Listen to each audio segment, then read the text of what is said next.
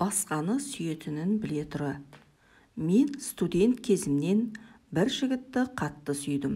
Соны көрсем есім шығып, ақылымнан адасатынмын. Ал ол мені тіпті көзге де ілген емес. Өйткені оның сүйікті қызы бар еді. Соны біле тұра, менің бар ойым оны өзіме қарату болатын. Жоғарғы оқу орнын бітіргеннен кейін бәріміз жан-жаққа жұмысқа кететін болдық. Мен ұнатқан жігіттің жүретін қызы дипломмен ауылға атты бағдарламамен біраз уақытқа жұмыс істеуге кетті. Ал жігіті қалада қалды. Мен де сол жігіт үшін қалада қалдым. Қалада тұратын жерімнің ыңғайы жоқ болса да, дайын тұрған жұмысым болмаса да, мен үшін сүйген жігітімнің қасында қалу маңызды болды. Менің қолым жетпей жүрген жігіттің есімі Айдос. Ол өзінің жүріп жүрген қызын жан тәнімен сүйетін. Оған уақыт өте келе көзім әбден жетті. Бірақ қыздардан айла аспаған ғой.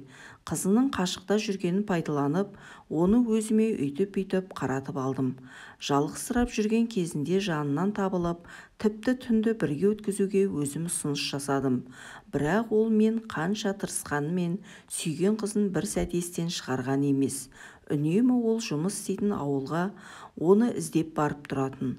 Ол да жігіті үшін қалаға келіп тұрды. Айдос өзінің жолдастарының тойына, кез келген мейрамдарға сүйіктісін ертіп баратын. Қызы жанында жоқ кезде, өзім іздегенде ғана болмаса, өмірі бірінші болып маған өзі хабарласқан емес. Өзім қатты сүйгендіктен Айдостың барлық қылығына шыдадым. Ол мені сүймейтінін, ешқашан сүйе алмайтынын бетіме ашық айтатын. Мен сонда да ол мені ұнатып кетер деген үмітпен жүре бердім.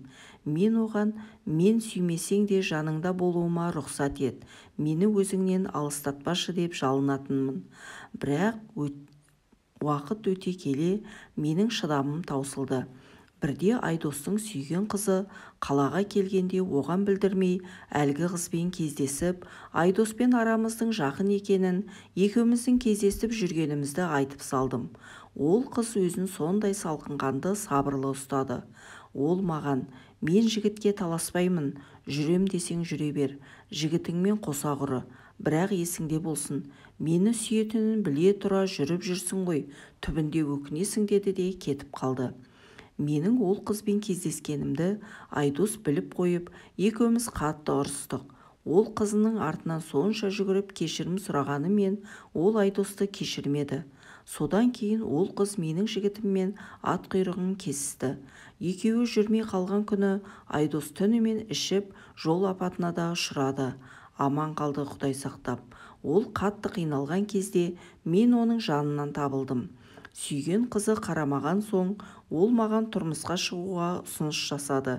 Мен Айдостың әдейі қызына ерегісіп, маған үйленуге ұсыныс жасағанын білдім. Сонда да келістім. Сөйтіп ол мені аяқ астынан алып қашты. Сөйтсем Айдостың барлық туыстары да ана қызды таниды екен.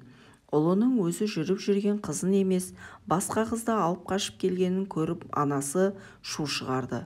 Баласына ұрысып, өз қызың қайда, мына қыздың обалына қалмай апарып таста деді.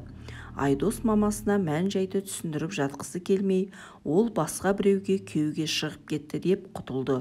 Айдос екеуміздің бірге тұрып жатқанымызға 3 жыл болды. Арамызда қызымыз бар. Күйеуіммен бір шаңырақта тұрып жатқаным болмаса, ол менен алыста.